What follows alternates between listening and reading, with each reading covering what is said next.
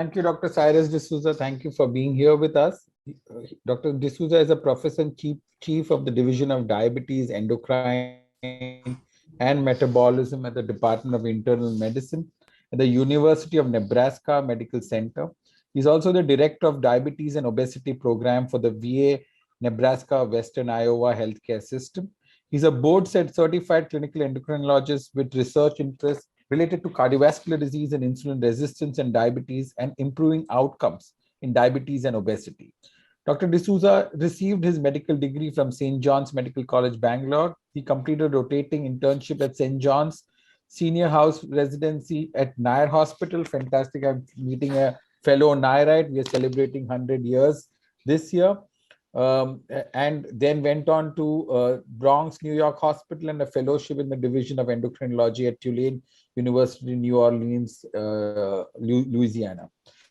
He has authored and co-authored several articles in major journals and present at national and international meetings. He has been a PI for several grants, including a VA Merit Review grant looking at glycemic control and other basic cardiology-related grants. He's a site PI and an ancillary study and steering committee member for a large NIH study. The GRADE, which is a national study comparing current medication and protocols. We just had Dr. Makkar speak on it. He's also the chair of the ancillary studies committee in the large NIH trial using vitamin D to prevent type 2 diabetes in people with prediabetes. Are honored to have you here. Over to you, Dr. Cyrus D'Souza. Thank you. Let me share my screen here.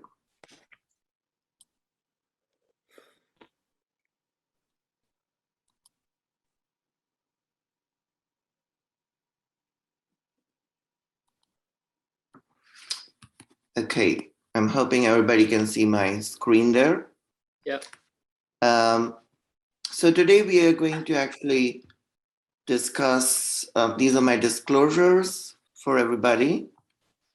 And today our objectives are actually a focus on management of dyslipidemia in diabetes. So I think most of us are very familiar with general management of dyslipidemia in the general population. So we're going to first review some pathophysiology of what is slightly different in patients with diabetes in terms of lipids versus general patients, and the role of cardiovascular disease in diabetes in terms of lipids. And then we're going to go over some management guidelines for diabetes dyslipidemia. I'm focusing on the guidelines by American Diabetes Association. I will mention slight differences that may occur from AHA or other organizations. And then the more major part of the talk will be actually to show you some trials in terms of how they affect diabetes patients in different classes of the lipid drugs that are there. So you've probably seen a lot of trials in general with general information for everybody, but I'm going to focus in on those trials that actually have diabetes data. And so they may be a little different than the general population. So as we know, I start with the earliest slide that you can find because this has held through all of these years. But in this Birmingham Heart study, you can see that any cardiovascular event or that you take, either males or females, you have an increased risk for these events in patients with diabetes. And we also know that with each addition of a risk factor, we usually will get an exponential increase in cardiovascular risk in type 2 diabetes versus people who do not have diabetes. So this is showing you 1, 2, 3, and all 3 risk factors where cholesterol is one of those major risk factors. And you can see that the people in diabetes have a much higher risk. A little bit about the pathophysiology in diabetes that is not always true with the general population. So as you know, when we eat, we have chylomicrons, which are absorbed from the intestine and go to the liver. And at the liver, which is the main producer of all types of lipids, including LDL, VLDL, HDL, etc. What happens in diabetes is there's an increased production of VLDL, which we measure as triglyceride. Because there's an increased production of VLDL in the system, there is an excess of triglyceride. Now, usually the triglyceride is removed by tissues with the help of an enzyme called lipoprotein lipase, which all tissues have. Now, in diabetes, this enzyme is usually, especially in type 2 diabetes, resistant to the actions of insulin. So the activity level is low, and therefore you have an increased production and a decreased removal, and therefore high triglyceride. On the flip side, the HDL that's produced by the liver is, as we know, a kind of a scavenger lipid. And these scavenger lipids bring back the remnants of lipids to the liver. And this is the reason why HDL is low in patients with diabetes. So the hallmark of insulin resistance is actually high triglyceride and a low HDL, even in the absence of any dysglycemia. So it is an early marker. Hepatic lipase is also increased, which further stimulates triglyceride production. Now to come to LDL. The LDL levels are not necessarily different, but the quality is different. So they are small, they're dense, they're easily oxidized LDL molecules, and therefore they are easily cause endothelial injury to the vasculature, which is why patients with diabetes have an increased risk of cardiovascular disease. So with that brief introduction on pathophysiology, I'm going to go into the management of patients with diabetes and dyslipidemia. And these are some of the ADA guidelines. So we start with primary prevention first. So for patients 40 to 75, and we'll deal with 75 a little later because the data is a little different there.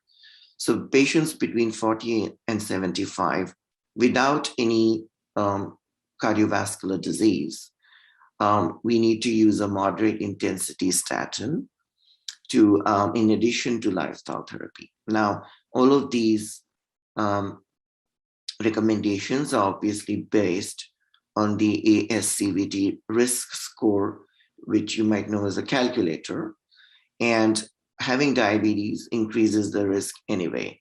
So by how much is depending on whether you have cardiovascular disease or not, and what is your age. For patients with diabetes that are 20 to 39, and they have cardiovascular risk factors additionally, it may be reasonable to start a statin. There is no plus or minus evidence, especially in type 1 diabetes. So that would be a clinical decision that you would make. And in patients with diabetes at higher risk, especially those that do have multiple cardiovascular risk factors, or whose age is greater than 50 to 75, it is definitely reasonable to use a high-intensity statin therapy.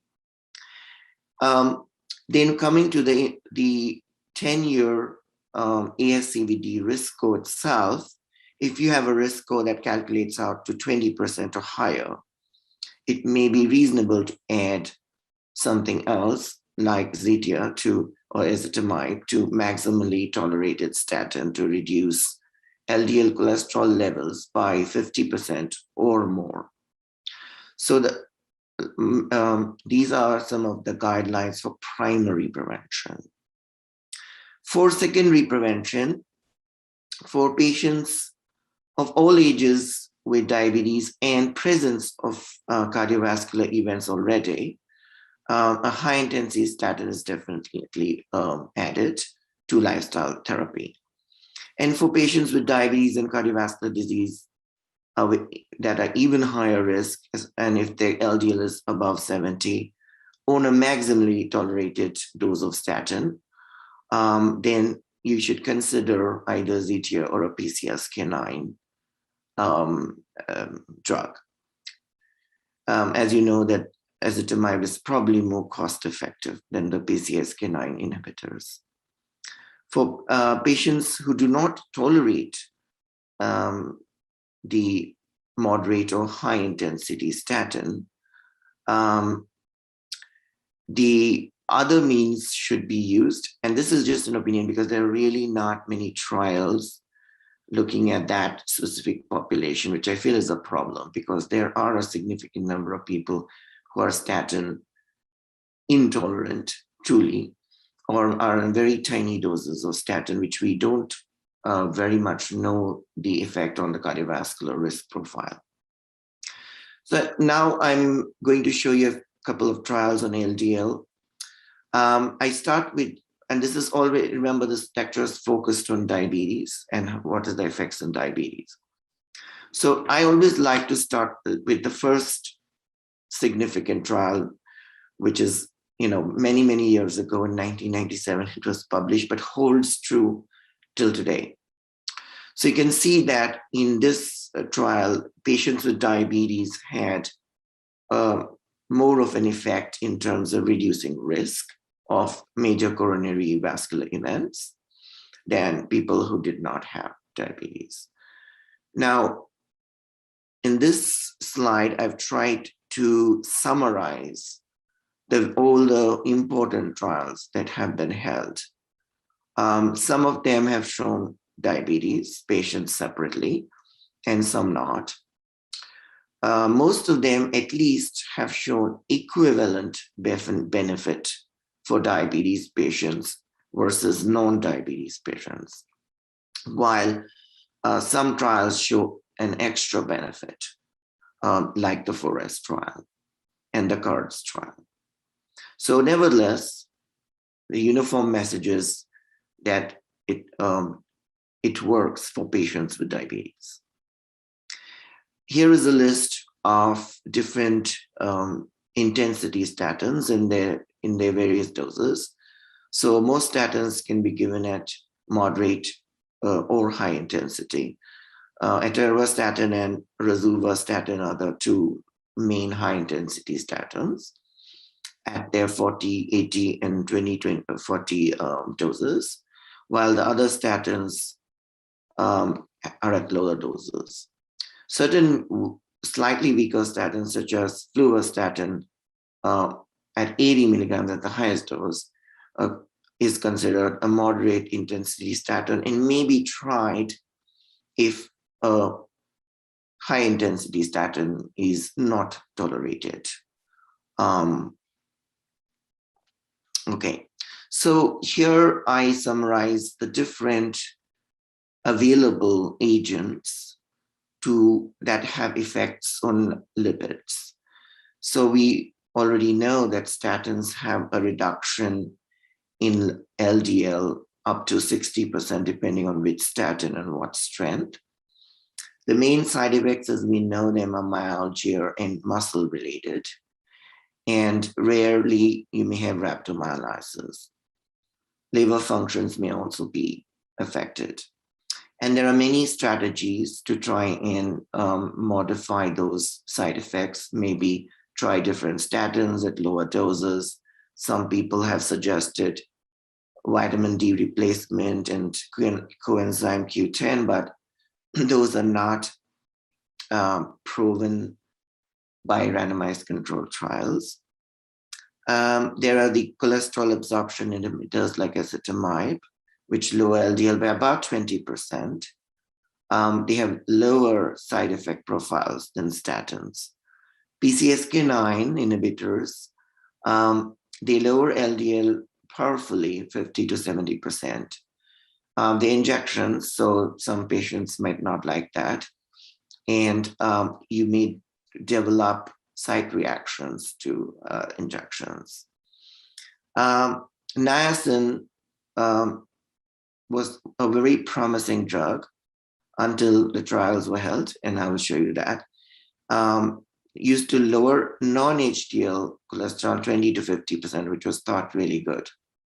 But it has significant side effects of flushing and hyperglycemia, which causes an A1C increase on an average of 0.7. So really not probably that great for diabetes patients.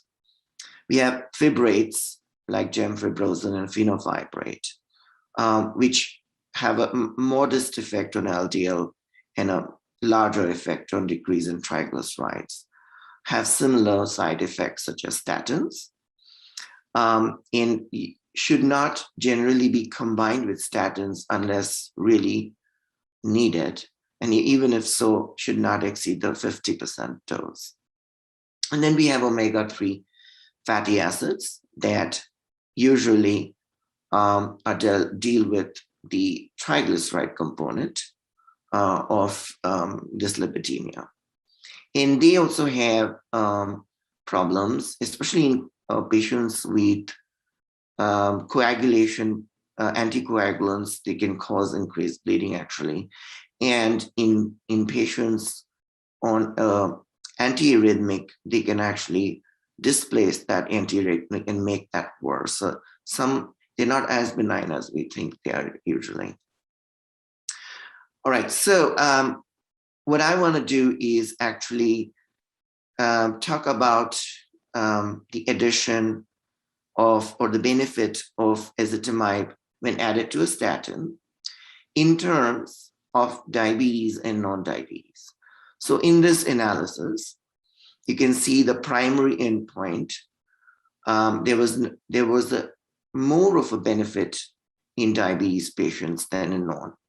In fact, if in this trial, if you had taken out the non-diabetes patients, the trial may not have been shown any significant improvement in terms of cardiovascular risk reduction.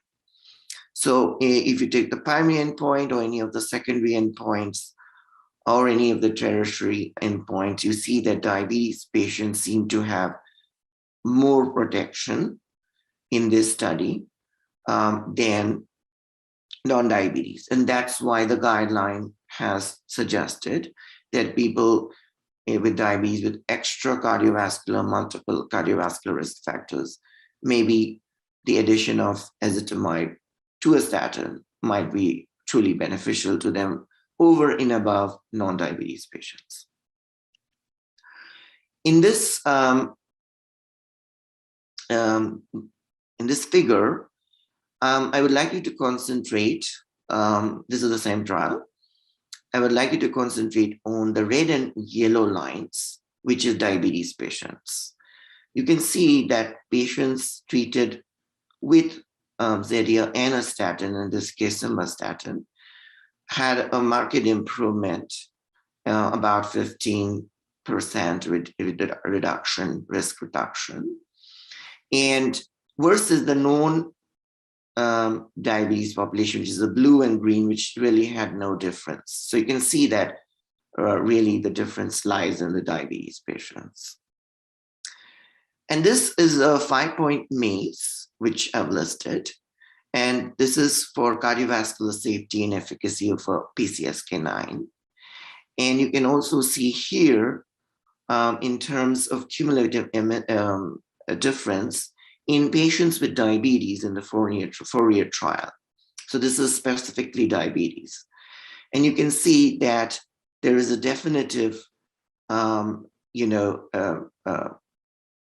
benefit to diabetes patients in terms of both the 5-point MACE and the cumulative cardiovascular death rate. So again, to emphasize that it seems to be that diabetes patients have a slightly better outcome than non-diabetes patients.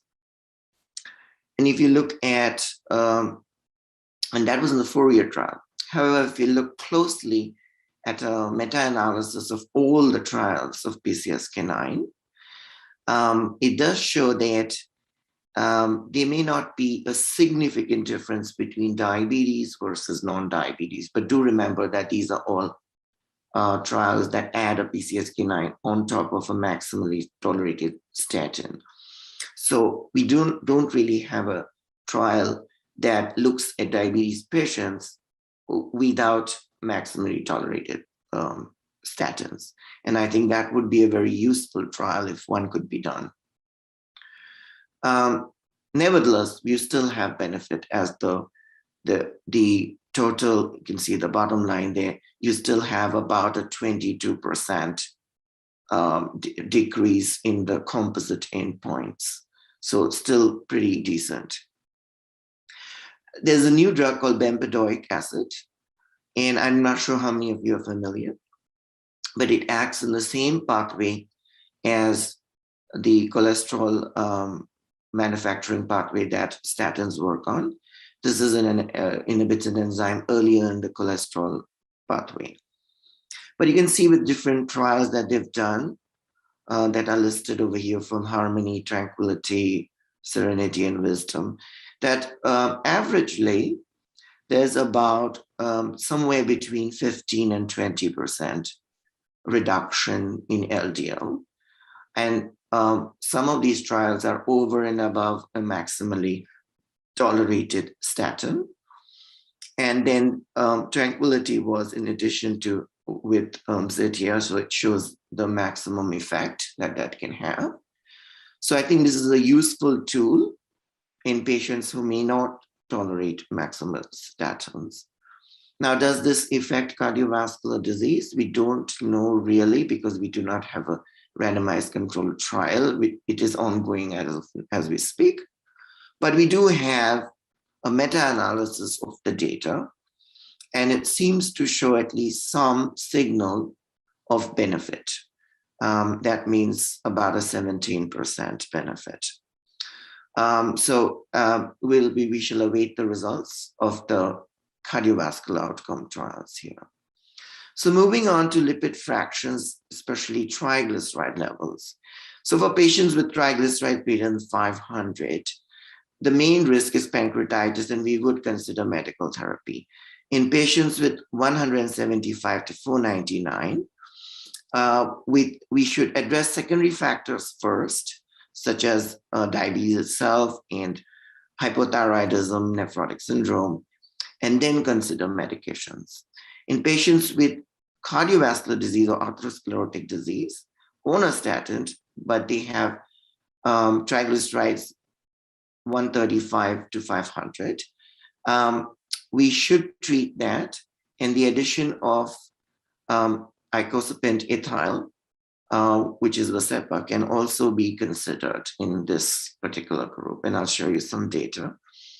And then we do not really recommend statin plus fibrate. There's no additional cardiovascular benefit. I will show you a couple of slides on that. And niacin, unfortunately, has not been very great in terms of addition to a statin and lowering cardiovascular risk, in spite of lowering non-HDL cholesterol. So you can see the ACCORD trial, which is lipid we had a lipid portion and a diabetes portion. And you can see, unfortunately, adding fenofibrate to a statin does not lower either total mortality or a 3-point MACE between placebo. And these are all diabetes patients. So it does, that's why the recommendation says that perhaps adding fenofibrate to a statin is not beneficial for cardiovascular outcome. It may be beneficial if you want to reduce triglycerides greater than 500 for pancreatitis. And caution must be used because of interactions between statins and fibrates. So this is the trial which unfortunately showed us that niacin is not as great a drug as some thought. And this is called AIM-HIGH trial. And unfortunately, when you added niacin to a statin, there was actually no difference in any cardiovascular outcomes. Plus, people had a lot of side effects, and there was a high dropout rate from the use of the statin, so the use of the niacin. And therefore, niacin is not considered. In addition, in diabetes patients, it caused hypoglycemia and increased the A1C averagely by about 0.7, which is almost equivalent to adding allogliptin as a medication. So not good. So last portion, do we treat patients who are older than 75? So in adults with diabetes, age 75, those who are already on a statin from before, they're fine, you can continue that. In adults that are diagnosed with diabetes after 75, it may also be reasonable with discussion with the patient. There's not enough data in this set. There's a new study called the preventable study, which is now being conducted in this very population. And we shall know maybe 5 years from now whether what is the exact benefit. And statin therapy is not indicated in pregnancy. Now, I'll show you this particular slide about the age and relationship to statin therapy. So on the left, no diabetes. On the right column, there's type 2 diabetes. I will focus on the right side. As you can see, there seems to be a benefit in patients with diabetes up to about the age of somewhere between 85 and 90. That means the blue line is below the black line, which means the risk is lower than 1. But as you age above 85, 90, it seems like it may actually be harmful in other ways, like mental and other stuff. So again, this is a modeling study, so we don't truly know what to think, but certainly there is some signals that it may not be good to start patients like if they're over 87 or 90. We will know this for sure when the preventable study results are published. So in the last few minutes, I want to just summarize. So take-home points, statins at high intensity are very effective for both primary and secondary prevention in diabetes. Ezetimibe statin combination may be more effective for secondary cardiovascular disease prevention in diabetes than without diabetes. Niacin is not useful in combination with statins for CVD prevention in diabetes and has tolerability issues. Fibrates may not give added risk reduction when combined with statins in diabetes, and they have safety issues. PCSK9 inhibitors do give lower cardiovascular risk in both patients with and without diabetes to a modest extent when combined with a statin. So with those comments, I shall end my lecture. Thank you. Thank you very much, Dr. D'Souza. And can you please stop sharing so that I would request Dr. Guillermo also to come on so that we can have a combined question and answer. Thank you very much, Dr. Guillermo. And I'll open up the session for question and answers. And I'll yeah, please go ahead, Raju. You wanted to ask something. Please go ahead. Thank you so much, Sanjay.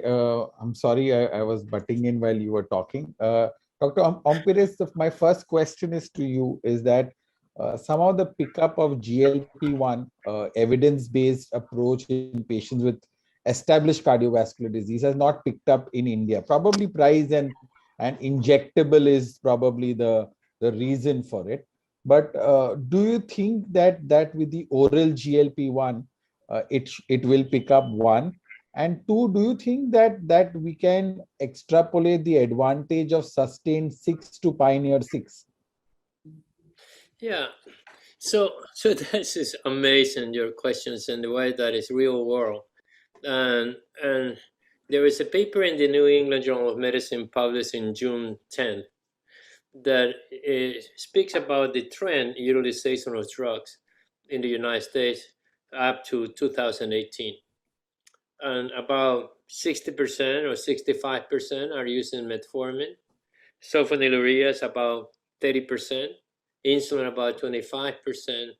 And when you have combined SGLT2s and GLP-1 is 7%.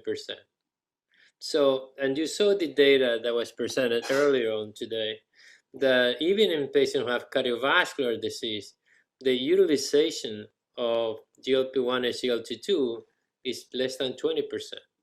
So we have a diabetes platform at Emory, and looking at medication utilization from GLP-1 is used in less than 15% of the patients. So the question is why?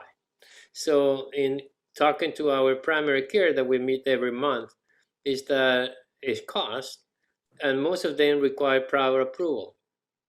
And that means that somebody in the office has to call the insurance company and beg to be able to use those medicines.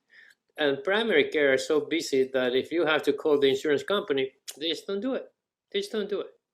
So we just got approval from Medicaid to use liraglutide, and maybe that's going to increase utilization of these agents. So the data is very clear. I don't know if it just take a generation for get included in primary care, or 5 years, maybe not enough to have this data. The SGLT2s are used a little more, but again, most people who would benefit, and I think it's the matter of cost, or a matter that sometimes you have to get pre-approval to use these medicines. So something needs to be done. And I think the main reason is cost. If all the medication costs $1, would you ever use sulfonylureas before GLP-1 or SGLT2? The answer will never be there. That's right. Why does sulfonylurea still 30% utilization in the United States is not clear to me. They're cheap, but that's it. So if you was to, considering now the oral sema is going to be available in majority part of the world, do you think that if cost is to be kept aside for people who can afford it, do you think our initial therapy should start early combination of, let's say, oral sema with oral SGLT2 inhibitors?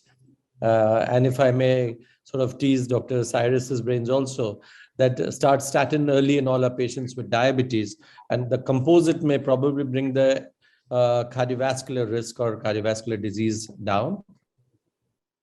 Yeah, early combination therapy have been shown to be more durable effects on glycemic control.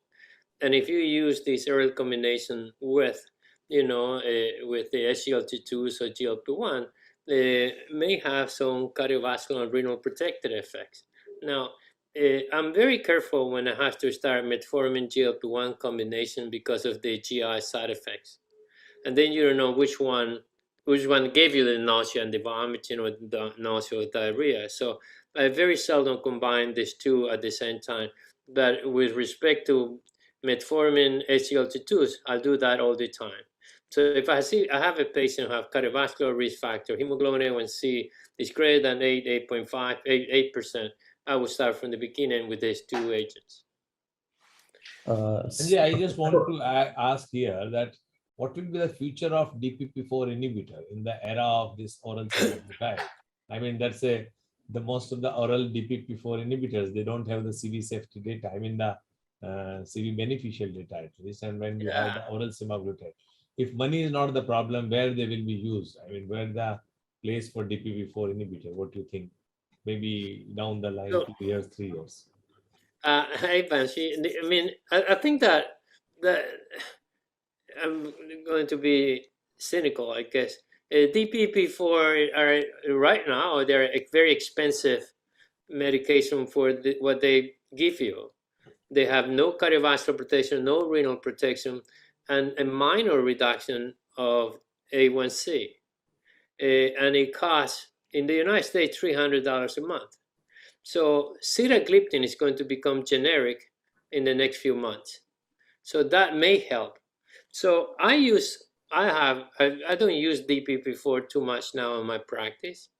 Maybe the group that I use is in the elderly because it has very little side effects with mild control. And the other thing that we use it is in patients with type 2 in the ambulatory setting is in those who have kidney dysfunction, in the way that although you have to adjust medication according to which one of the DPP-4 you use, it can be used all the way in dialysis, and it has very little side effects. So otherwise, the utilization of DPP-4 is coming down, at least in the United States, from about 20% to about 10% of the patients. It may change now that sitagliptin will become generic. But so far, it is for what they do for you compared to the cost benefit. I'm pulling away from using DPP-4 a lot now. So if that's the case, what is your opinion about the combination of DPP-4 SGLT2 inhibitors that we've got? I mean, does it make a good combination? When it becomes generic, I'll use it. But I think that if I have to use in India, it is already in generic form. I would use metformin, SGLT2. I love that combination. People argue the fact that the benefits are driven by SGLT2 and not by DPP-4. So do you think there is a role of DPP-4 in the combination?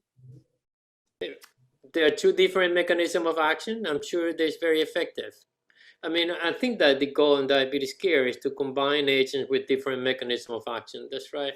So, but if I'm going to use a DPP-4 because of the incretin effect, I would use a GLP-1 for sure. Because it's more potent and it has cardiovascular protection, renal protection, which DPP-4 don't have. So, and that's why, I mean, DPP-4 are okay. But if I'm going to use it because of the incretin effects, if I could use GLP-1, hands down, I would use a GLP-1. Dr. Cyrus, a question to you. How much do you really think triglycerides should be aggressively pursued? And at what level do you think that you should bring it down to? And what should be a starting point? Because that's, in our population of people, we do come across very high triglyceride values. So as a cardiovascular risk, where would you put triglyceride lowering? Okay, so I think that there are two parts to the question. One is, if you have triglycerides that are greater than 800, that's a whole different issue and has no, I would focus on the pancreatitis risk. So it has to be treated for reasons other than cardiovascular risk.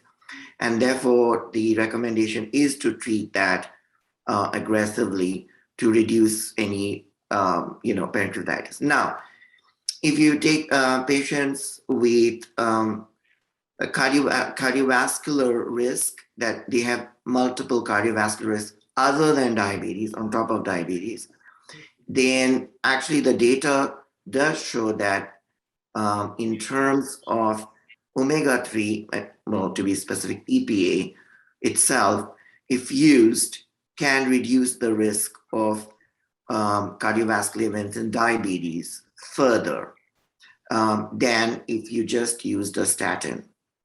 Now, fibrates don't seem to have that same effect. So I would be very specific on what you used to lower the triglyceride level. So at this point in time, the recommendation is to use not just any omega-3, not fish oils, because there are many trials that show that some fish oils do not work. Okay? It has to be EPA that actually has the evidence for cardiovascular risk reduction. So that's what I would go with, between about 135 and 500. And if you had a high risk of cardiovascular disease. So that's what I would do. And that's what the recommendation is. Yeah, Rajiv, go ahead. Dr. D'Souza, for you, you know the Indian phenotype much better than most people. The Indians being the second highest migrant population in the US, and still not represented in the ASCVD risk scoring.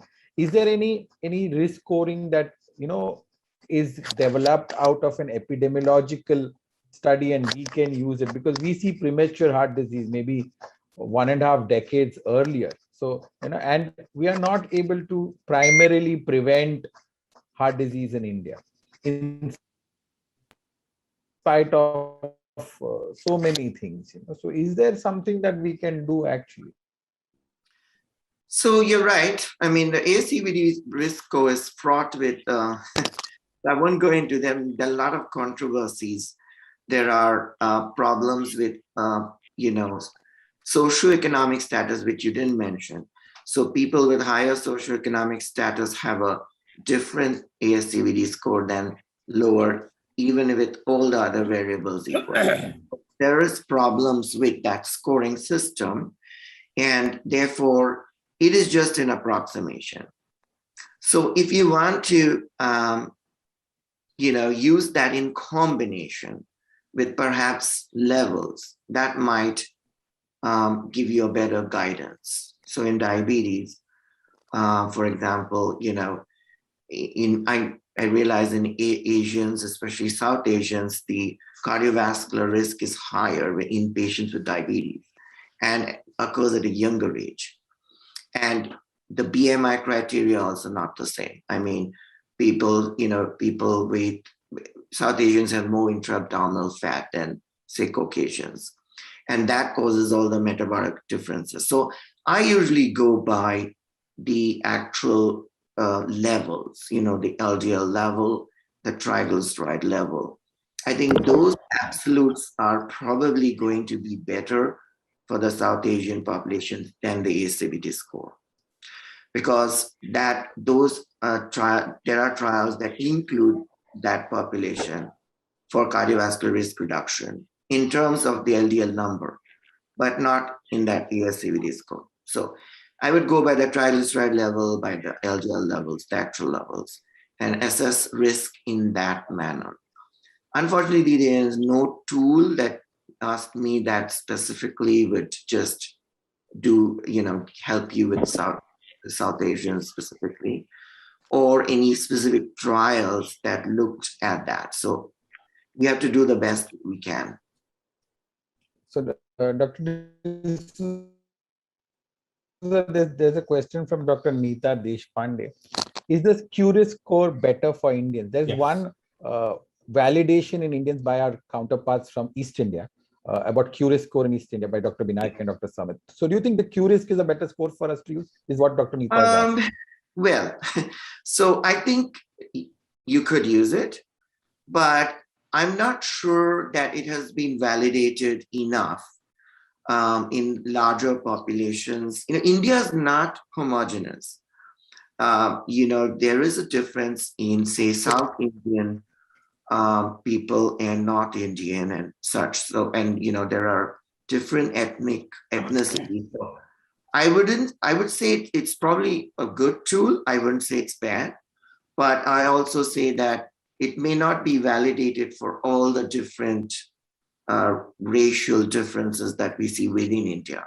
So I think that would be the next step. And then I would be more comfortable with it.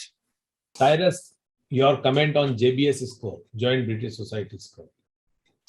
So we have tried, the QRIS, ASCVD and JBS score in our ICU patients who are getting admitted for 2 years. And we found that JBS and QRIS are better for India compared to ASCVD. But your comments for that. We don't have any validation, as you are rightly saying. We don't have the last data, but still we want your comment on that. I actually think the JBS score is actually pretty good, in my opinion, for South Asians. I feel it's better validated than the Q score. So if you want to use that, I would say that that's probably something I would depend more on. Only problem is, Cyrus, it is costing, the app of JBS. I know. So it is. But, so the institution can, I suppose, but like in our place, the institution pays for that. And so, the providers in the institution get to use it free. But I suppose maybe it could be part of a benefit of a society, like if you belong to Indian Diabetes, Association or something. It could be that the association buys some sort of institutional app, and that can be shared with people. I mean, that's an idea, but you're right. It's it is cost. There is a question by Dr. Guillermo, and he asks you that should you place all diabetics on statins, and should we follow lipid levels once starting statins? Yeah, so controversial and a very good question. So, we always did follow levels till 2012. That was the only way we actually followed whether we had reached goal. And then the HA came out with this whole ASCVD score and said, forget all about the levels, which, diabetologists and endocrinologists were shocked with that statement. But so the thing is, I would say that, we do the first part of the question, do all diabetes patients need to be on statin? Again, I would differentiate type 1. First of all type 1s can't be on statin. Many of them are under 18 years of age. So they are contraindicated in those patients. But even young type 1s who develop diabetes in their 20s, they don't necessarily have to be on a statin initially. I think it's a clinical judgment when you started. Do you have albuminuria, for example? Have you developed any complication? How high is your LDL? Is it 100 versus 190? So those, I think for type 1s is a clinical decision initially. Type 2, I feel it's a little clearer, and especially for patients over 40 years of age, that universally statins are usually beneficial for type 2 patients. And I would start it for sure in those type of patients. In terms of monitoring levels, I am all for it. How do you know the patient is taking the medication if you do not monitor the levels, right? So for compliance's sake, you must monitor the levels. And secondly, all the studies have been done with lowering of the level, 50% lowering or a certain target like below 70 or below 50 nowadays. In fact, the latest recommendation from the European Society that should be below 50, in fact, LDL. So all our studies look at the levels. So I always like to say concentrate on the levels rather than the ASCVD score. I just want to ask Cyrus one thing regarding the lipid levels, whether we should chase more with the numbers or whether we should more with the percentage. Suppose you have a patient with 110, I want to reduce because it's a high risk patient to more than 50% of that to be reduced. So from 110, I would like to have more than 50% from the baseline. So it should be less than 55. I should chase that, or should I chase the total less than 50? I have to have a target for this patient, or less than 70 is the target. Because most of the labs, they put the reports like this way, that this is the normal, this is the target, this is like, there is nothing like a target. It should be from baseline 30% or from baseline 50%. Now, different patients may have baseline different. One patient to whom you have started with LDL of 135 and you want for that particular patient 62.5, maybe the baseline 50% reduction will be there. For the other patient, it may be 55 or 54, maybe the target for that particular patient. And the new targets, which is recently Lipid Association of India, we were talking that HDL and LDL should be the same, or rather we can go up to the LDL up to 30 milligram. I mean, that is what, below 55 definitely for high risk patient, but can we go up to 30? So just for a clarification, I want that. So I think there are two sets of types of trials, one that look at the percentage reduction and one that look at the absolute level. But certainly I recommend the 50% reduction. That is the primary aim. So even if you're like 120, so I would focus on the 50% first. Because, if you're 100, the 50% is 50, but that's what you should do. But secondly, if your like initial target, initial level is higher, and after 50% reduction, it's still not that as low as it should be, then you look at whether you should go lower. So as you said, over time there has been a lowering of what that LDL level should look like, and it's almost coming to as though your HDL and LDL should be the same, but not quite there with all the societies. I have to say that not all societies agree with that. Currently, the most aggressive would be the European Society, which recommends, below 50.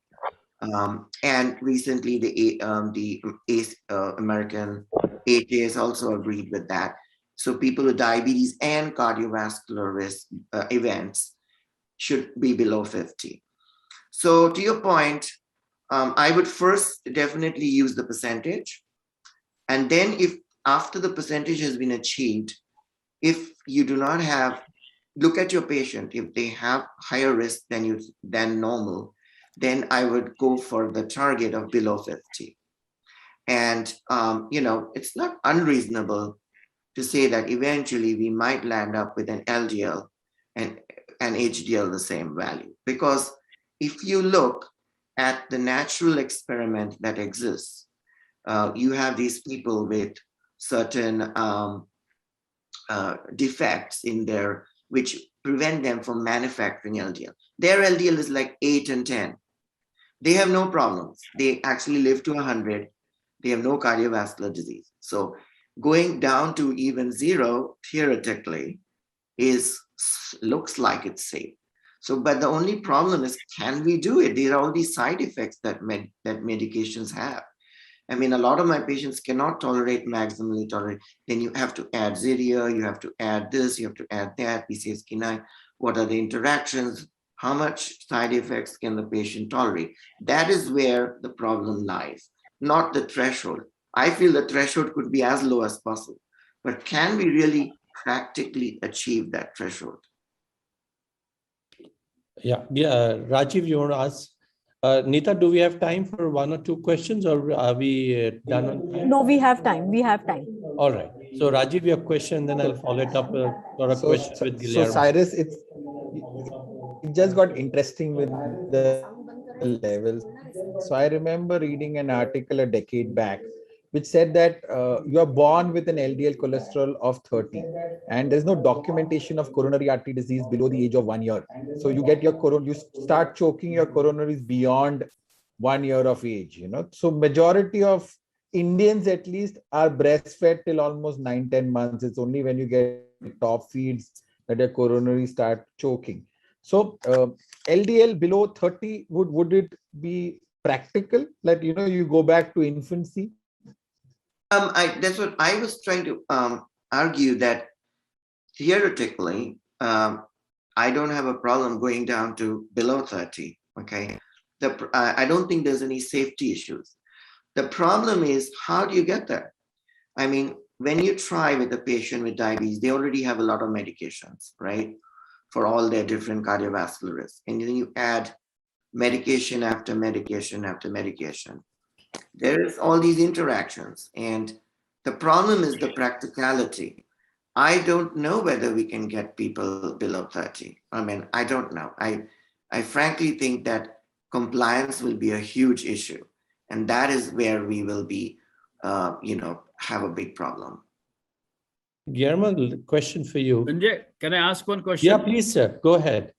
Cyrus, I think it was a very good eye-opener to all of us, because there are 2 issues. I think I don't know whether probably it was not in this subject.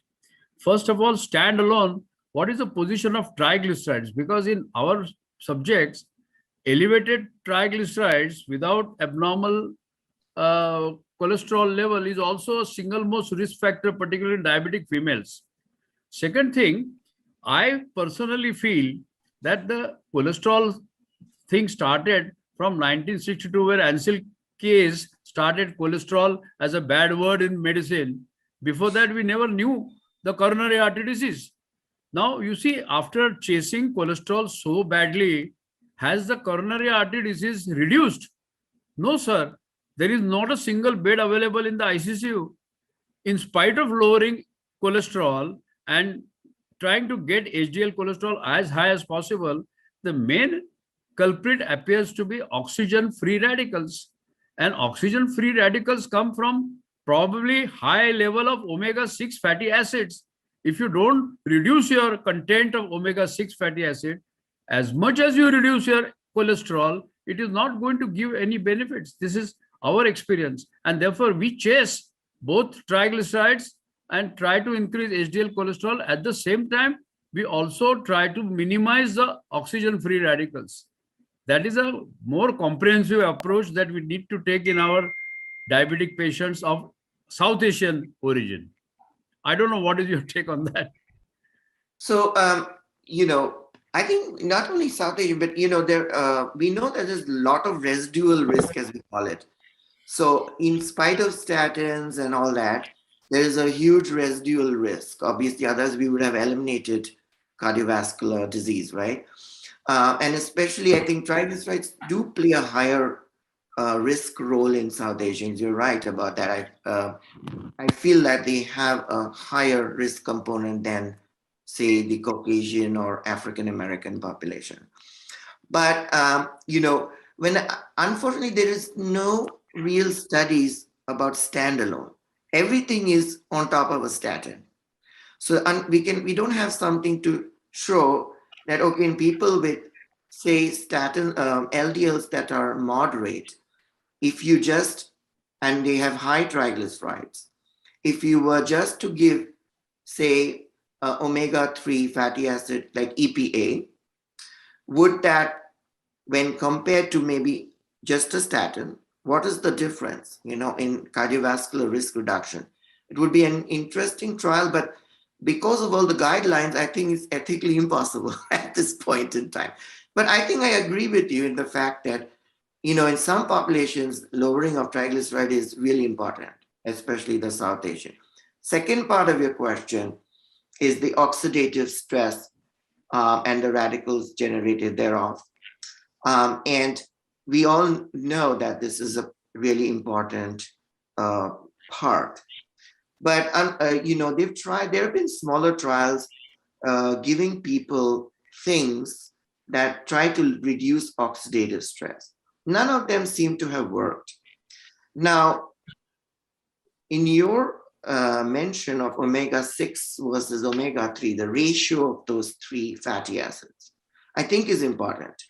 Because I think some of the trials do tell us that, because if you recall a recent trial called the Strength trial, they used DHA and combination with EPA, and they in diabetes patients, and they did not have any success at all.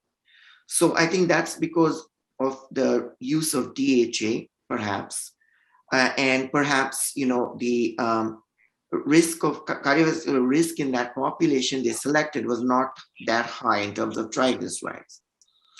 But what I feel is, like, if you use the correct omega-3 fatty acid and change the ratio of the omega-3 to the omega-6, you probably will get benefits in that area. Again, you have these are research areas, so I wouldn't say that they are absolutes, but they are my opinions. I'll Thank take you. the last question before we wind up, because we're running out of time, and this is to Guillermo.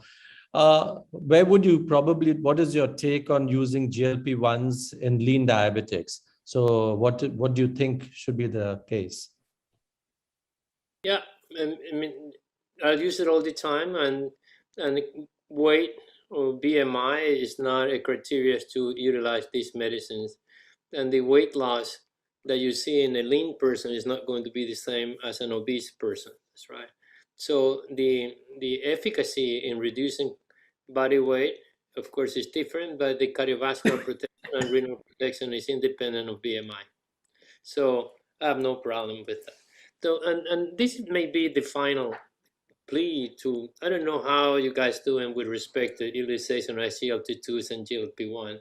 We have a campaign at Emory University that we have 58,000 patients with diabetes. And the utilization of these agents is 1/3 what is sulfonylureas right now. And we're trying to look for avenues to educate our doctors. And I think this is, I'm pretty sure that it's the same all over the world, that these agents are not utilized, especially in those patients who really benefit. That's right. Those patients with cardiovascular disease, heart failure, they should be treated with the new agents.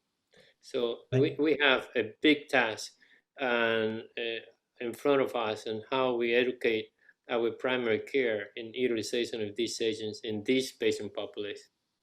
Thank you very much. A big round of applause to our speakers. I think they've done a marvelous job. Very well, the lectures have been very informative. And I'd like to thank both of you for this lovely interactions that we had in the last